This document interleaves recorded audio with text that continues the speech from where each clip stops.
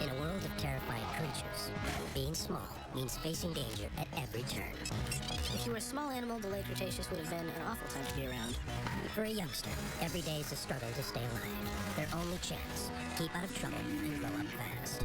If you're a young dinosaur, every mega herbivore in the environment wants to crush you. To survive, dinosaurs develop advanced genes, astonishing on the outside and on the inside. For the first time in 65 million years, cutting-edge imaging technology will peel back skin, muscles, and bones to reveal the secrets of nature's greatest success story.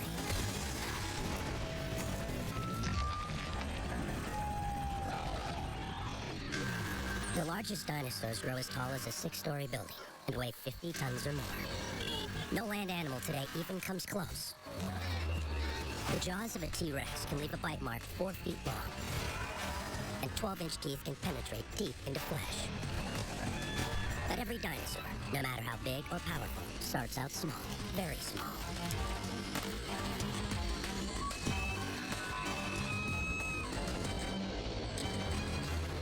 Oklahoma, 110 million years ago. A herd of Sauroposeidon are on the move.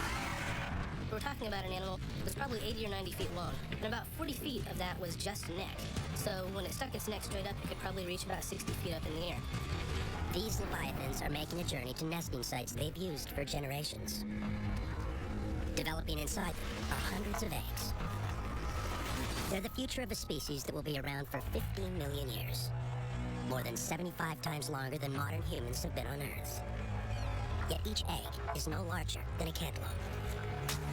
I think it's a very beautiful idea that you have this little egg that's surprisingly small, and out of it comes a baby Sauroposeidon that's about the size of a rabbit. And in 2 or 3 decades, it's going to be a 50-ton adult. But just why does this huge animal have such small eggs? Sauroposeidon eggs, like all eggs, are honeycombed with tiny pores to let oxygen in and carbon dioxide out. Bigger eggs need more air holes, but get too big, and this tiny home collapses. That's why even today, no bird lays a larger egg than an ostrich, an egg weighing just over 3 pounds.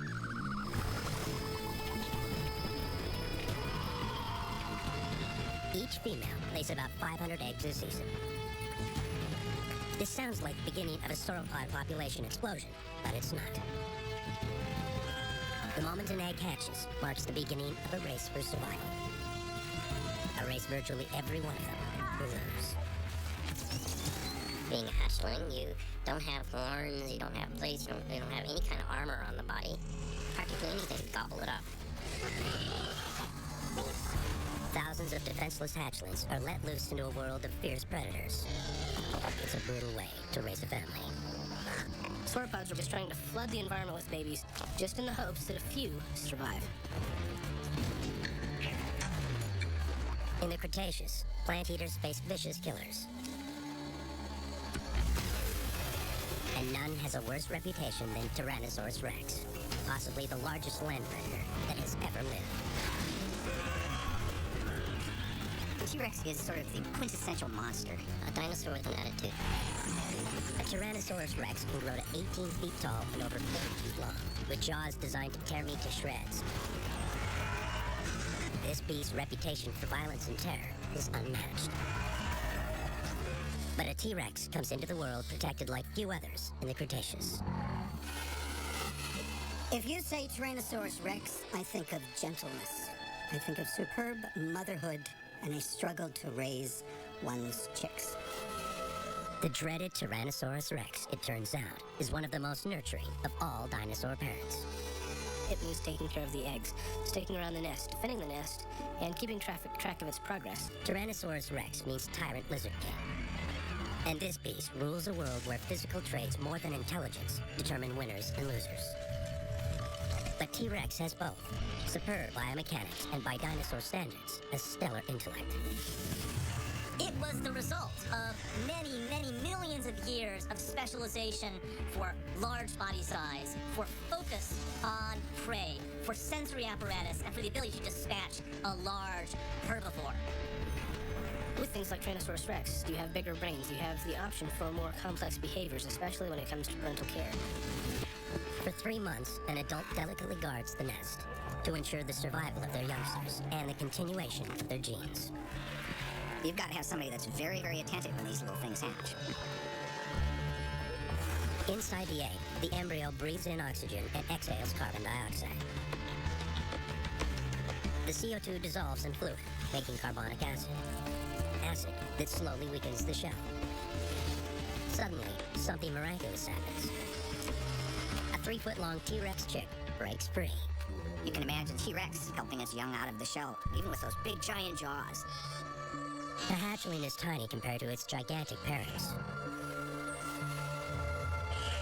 And this heir to the T-Rex throne is immediately under threat.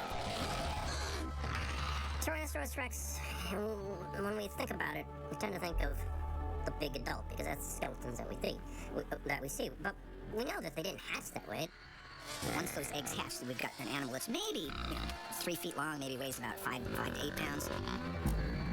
Comparing that to the adults, which might weigh as much as 7 tons and be 40 feet in length, how is this animal going to be careful to not step on these little beasts, let alone try to protect them and try to make sure that they're going to be cared for?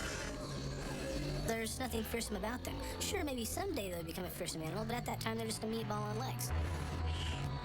Wherever this T-Rex looks, he stares danger in the face. There were crocodiles, medium, large, to gigantic, that could plop down, swallow baby T-Rexes like maraschino cherries. Clearly, a young T-Rex is very susceptible to being eaten by just about everybody else who's around who likes to eat meat. And danger isn't limited to the ground. Sometimes it dives out of the sky. Quetzalcoatlus, a 400-pound flying carnivorous reptile, circles, waiting for just the right moment to strike. Quetzalcoatlus would make all other animals in the late Cretaceous stare. With a 42-foot wingspan, they could shut out the sun. One tool that makes this flying reptile so effective is a highly advanced eyeball. Its eyes are built like a heart's and are able to see with 4 times the clarity of a human eye. Add to that a retina over 4 inches wide containing over 1 billion light receptors. And you've got a reptile that sees the world in high def. There probably weren't many animals in the Cretaceous that would dare to try to grab a baby Tyrannosaurus Rex. Quetzalcoatlus could probably manage it. You see a stork on the Nile today eating a baby crocodile, and you can imagine in your mind Quetzalcoatlus eating a baby tyrannosaur 65 million years ago. I never know how well Tyrannosaurus could count, but I imagine Mom would be a little bit perplexed when suddenly she was down to 5 instead of 6, and there was no sign of where it had gone. For a baby Tyrannosaurus Rex, danger lurks everywhere, but at least he has a fighting chance. For Sauroposeidon, it's another story altogether. They are born defenseless, and worse, they are born alone. If you want to have intensive parental care, you can only take care of a limited number of offspring. If you want to have lots of offspring, you have to have little or no parental care. The sauropods took that route. From birth, Sauroposeidon is in a race for survival. For every 3,000 hatchlings, only one will make it to adulthood. And to become that one survivor, it must fend for itself for years. For this future behemoth, there's just one rule: grow or die. When we look at sauropod track sites, where we have tracks of hundreds of individuals all together, there's a curious thing. These big groups of sauropods always include only the adults and the animals down to about 1/3 of full size. For a juvenile Sauroposeidon, growing up alone means growing up in constant danger. So think about a juvenile sauroposeidon that's the size of a pony or a horse. It has no sharp teeth, no plates, no spikes, no horns, no armor. It's not even very fast. And so what would happen to those juvenile sauroposeidons if they were faced by a pack of Deinonychus? Well, they would die. Sauroposeidon navigates a world of hungry predators.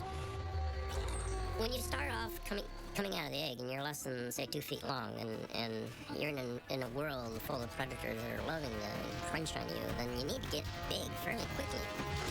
The cards seem stacked against this future titan. With odds like these, how will this massive creature survive?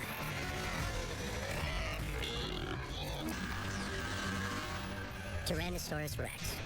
A skull almost 5 feet long. Up to 60 serrated teeth. Able to cover 15 feet in a single stride.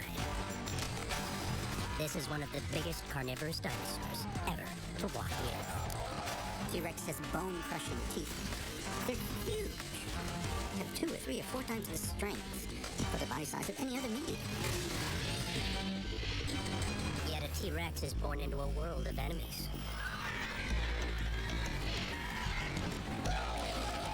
Survival, even for a king, is in no way preordained. Herbivores are not dummies. They'll try to remove the dangerous elements in a preemptive strike. If you're a baby tyrannosaur, every mega herbivore in the environment wants to crush you. It's as if somehow, inside the tiny brain of a triceratops, a fearful picture emerges.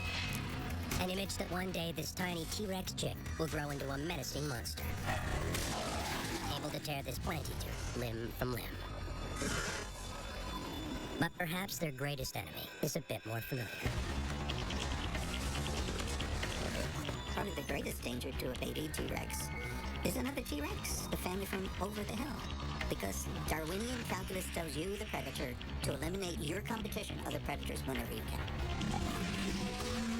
Male lions defend their cubs against rivals who see their offspring as future competition for food and mates. Wouldn't an intelligent predator like T-Rex make the same calculation?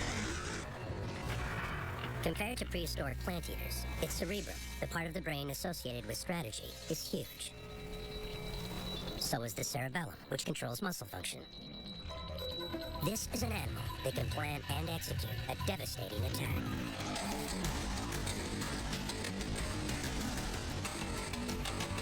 It's a behavior hardwired into the brain.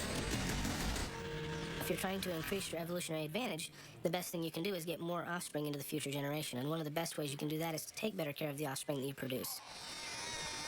Laying eggs nearly depletes a female. She needs nourishment to stay strong. And nourishment means meat. While she searches out her next meal, the male stays behind to guard the nest. Luckily, a Tyrannosaurus rex on the hunt is guided by some of the keenest senses in the Cretaceous. Its eyesight would actually have been very, very good. The eyes of a T-Rex are gigantic, the size of softballs. A large retina collects more light, more visual information. The result, T-Rex can clearly see prey from as far away as 4 miles.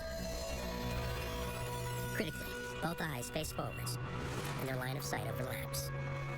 So each eye looks at the same object from a slightly different angle. That means T-Rex can experience the world in 3 dimensions. There's very little in the environment of T-Rex that would escape his attention. For a hunter, hungry after months of growing her eggs, making a kill may mean the difference between life and death. Ankylosaurus is an herbivore, but it's a tank of a reptile covered in steel-tough armor. T-Rex 3D vision pulls this animal clear of the background. Could this plant eater be dinner? T-Rex is impressive and it's powerful, but compared to an ankylosaur, it's relatively lightly built. Protective plates made of bone and cartilage cover this lumbering creature from head to tail. Light but extremely strong, the hide of Ankylosaurus is built like a bulletproof vest. And that's not all. Ankylosaurus is armed with a deadly weapon. A bony club. If that club were to connect into the skull of the T-Rex or into the shin and foot of the T-Rex, it would shatter those bones.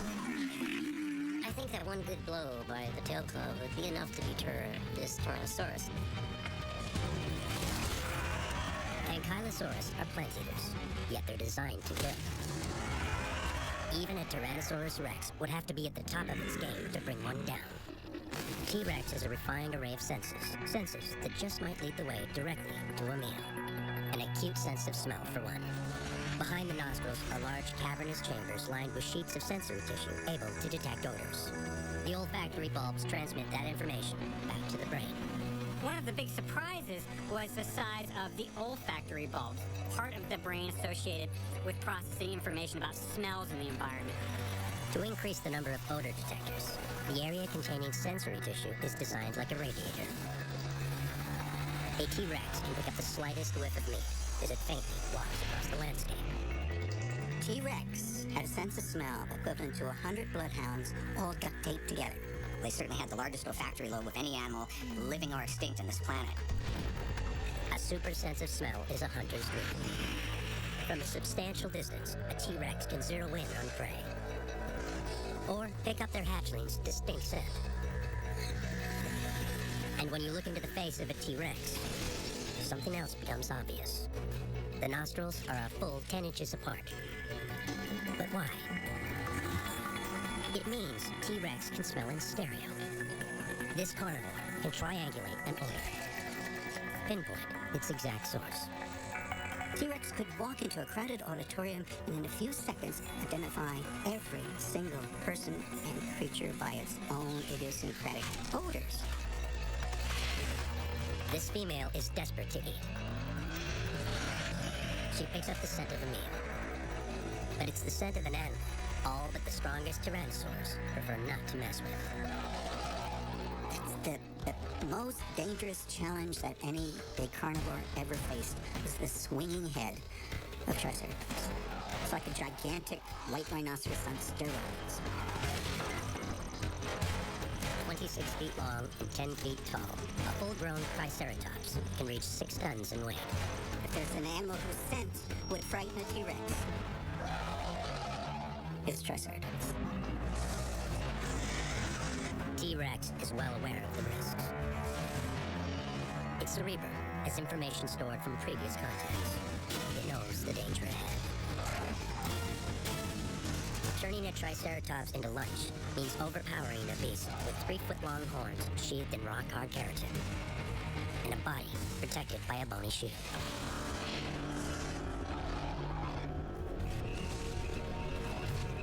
But possibly, the survival of her genes for another generation might be just one fight away. One can imagine that the conflict between Tyrannosaurus and Triceratops may have been one of the greatest combats that nature has ever had. And this well-protected herbivore is everywhere. In fact, in the late Cretaceous, Triceratops outnumbered Tyrannosaurs 10 to 1. Their success is down to one reason. A single thrust of the brow horn could penetrate right into the cardiac chamber or the lungs. If you're going to put a meter-long horn into a chest cavity of a T-Rex, the chance of you doing some damage are pretty great.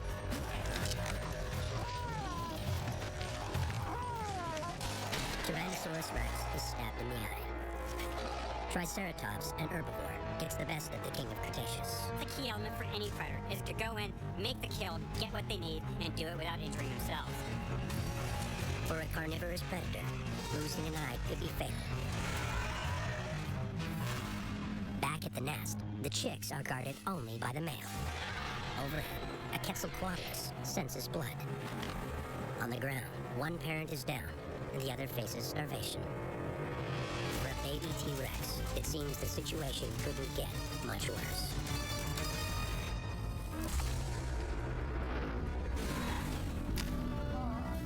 Sauroposeidon is the tallest land animal of all time. At 60 feet high and almost 100 feet long, it would dwarf any living creature today.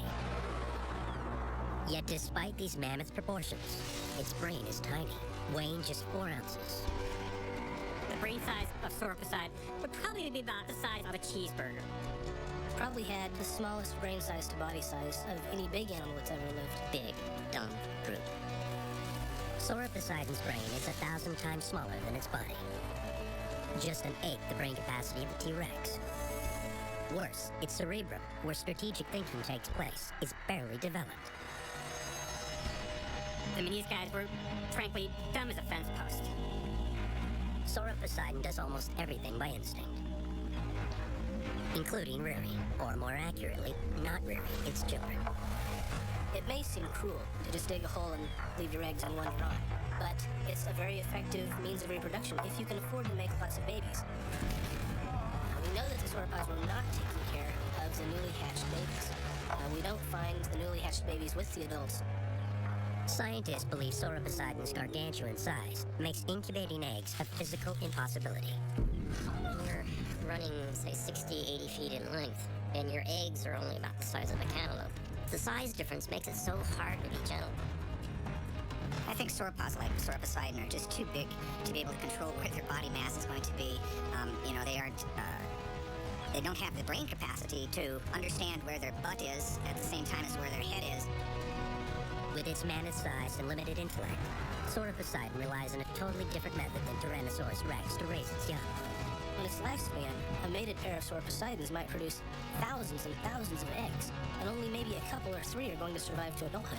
So what that tells us is that almost all of the offspring are being killed and eaten by predators. Basically, you're flooding all the carnivores with so much food that they can't eat it all, and so there's bound to be some survivors. Sauroposeidon's approach to its young sounds brutish and cruel. Something best left in Earth's distant past. But it isn't. Sauroposeidon, like sea turtles for example, seems to have tried to overwhelm the predators with just sheer numbers of offspring. They're not just all laying their eggs within a few weeks of each other, they're all trying to lay their eggs on the same night or two. And one of the reasons is that they can overwhelm the predators. If you have a food resource that's available in vast numbers, but only for a very limited time, it's hard for predators to eat all of them. From the moment sea turtles hatch, they are on their own. For predators, hatching time is a veritable feast. Still, the strategy works. Carnivores munch down virtually every hatchling. A few, though, do make it. Not even the most voracious feeders can kill them all. Sauropods were in a predator-rich environment, so I'm sure that many, many sauropod nests were found and destroyed by predators before the babies could even hatch. Sauroposeidon's size is its main defense. When it reaches an adult weight of 50 tons, nothing can touch it. But maintaining this massive girth means filling your belly almost constantly. An adult will eat almost anything that grows. They consume as much as 330,000 calories, almost a ton of greenery every day. To find that much food, herds roam far and wide. Even if they have the brain capacity to care for their young, there just isn't enough vegetation to let them stay by the nest.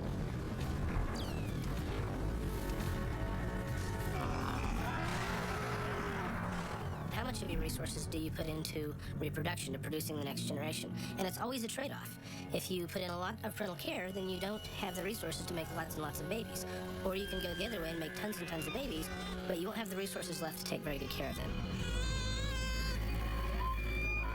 Taking care of offspring requires not only brain power, but also well-developed senses. Sauroposeidon has neither. Its eyes are separated, located on each side of its head, so it has no ability to judge depth. Its small brain has just rudimentary centers of sight and smell. And its hearing is severely limited, as the cochlea duct inside the inner ear is tiny. Sauroposeidon probably had a brain about the size of a kitten's, because it was not, unfortunately, a very smart animal. It didn't have to be. It was a food processing plant. Sauroposeidon's 5 senses are little more than a life support system for the biggest stomach the world has ever known. For a hatchling, the situation is even more dire. They lack even the most basic early warning system. The danger is present. Herbivores are growing much faster than the carnivores. If they don't grow fast, they get eaten. Still, it will be a decade or more before this Sauroposeidon is big enough to join the herd. And it will spend all those years alone.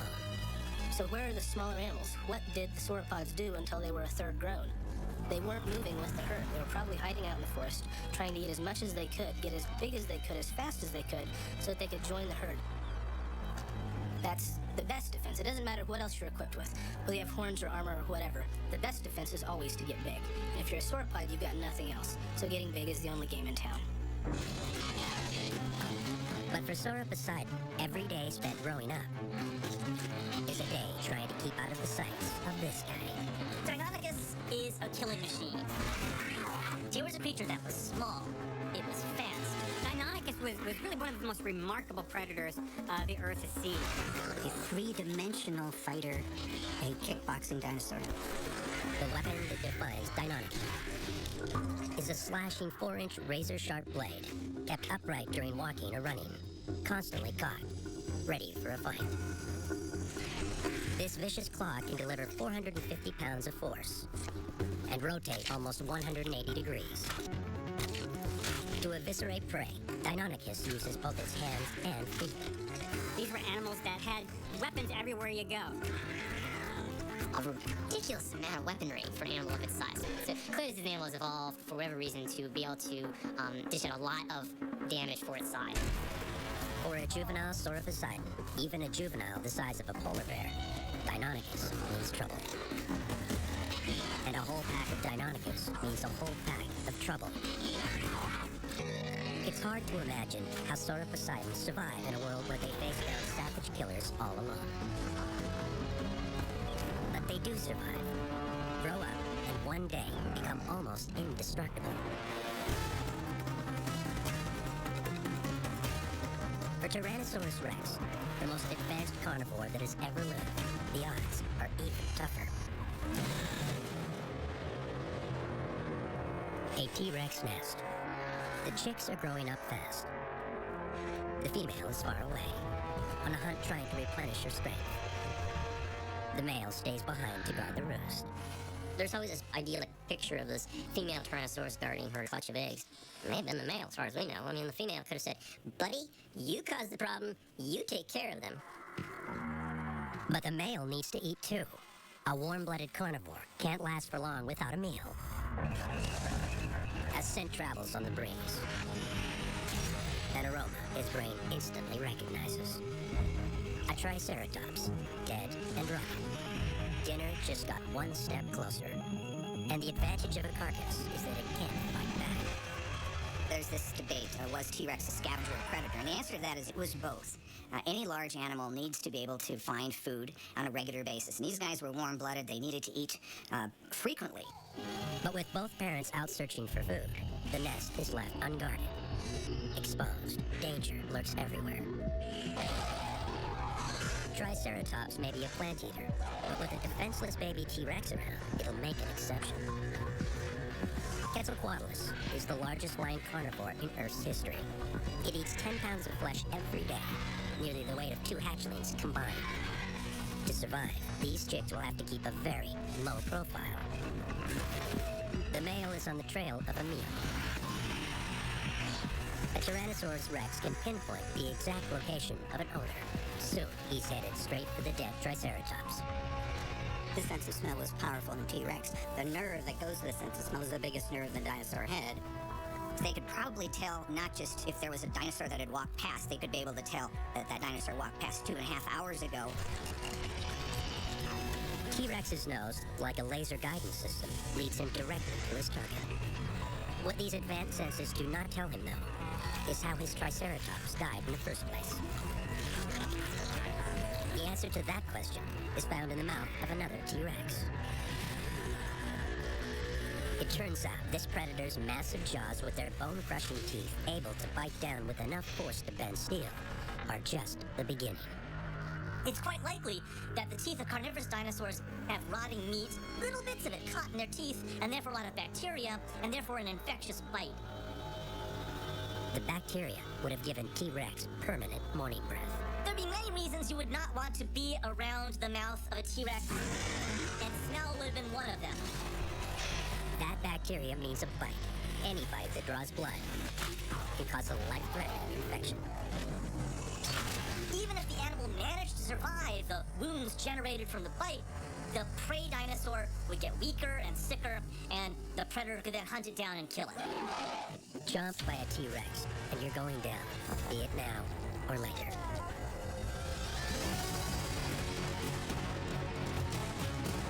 And once you're down, Tyrannosaurus Rex will find you and eat you. The problem for this T-Rex is that the stench of rotting meat draws a crowd. And while a hungry adult male fights for his share of the spoils, his unguarded hatchlings wait for his return. All while a Quetzalcoatlus circles overhead.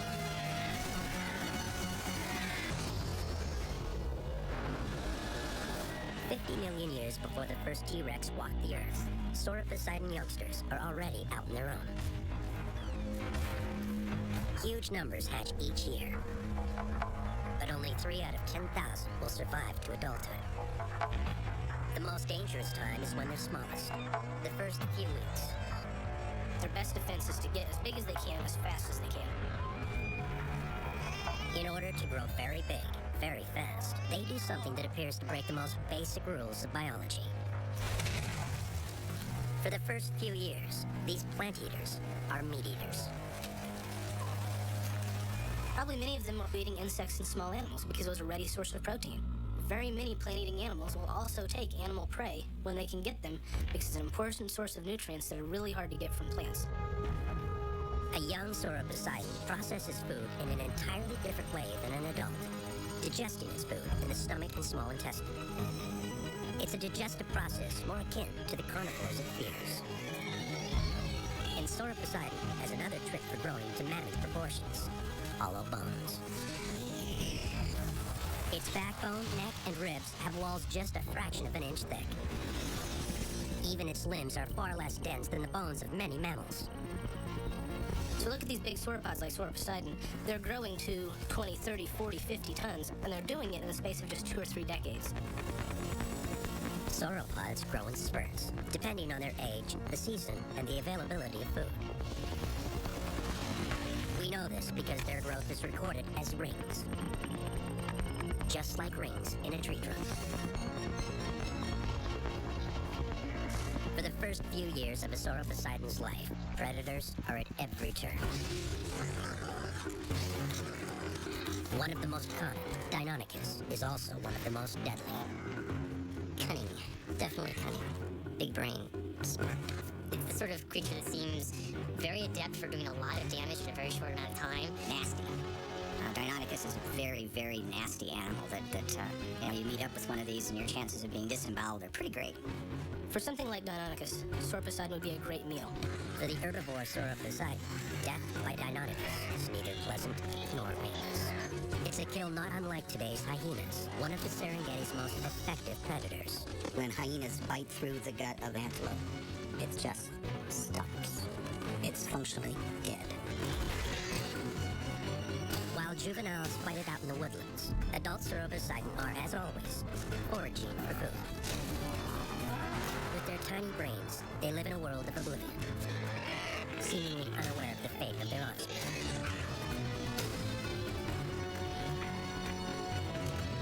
Tyrannosaurus rex, though, lives in an entirely different world. A male wolfs down a triceratops carcass.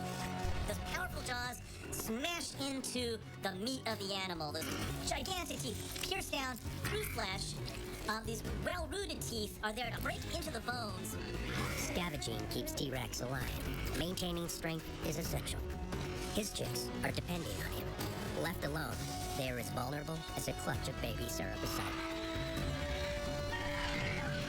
And a Quetzalcoatlus has a voracious appetite.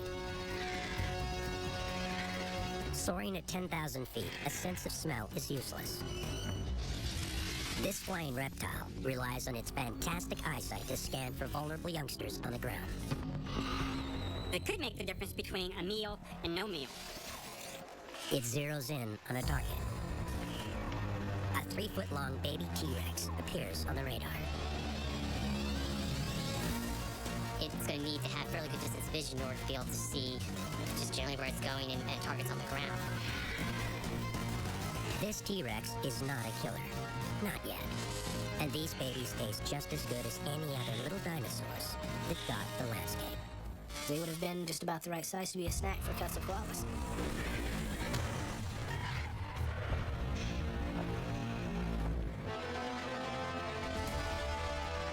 Luckily, just as this massive flying reptile approaches the nest, the male senses trouble. His ultra-sensitive olfactory lobes pick up the distinctive scent of Quetzalcoatlus. This triggers a rush of chemicals to the brain, and an immediate decision to return to the nest. But Quetzalcoatlus are fast, and it only takes a split second to launch their 400-pound bodies skyward. The other chicks might just make it for another generation.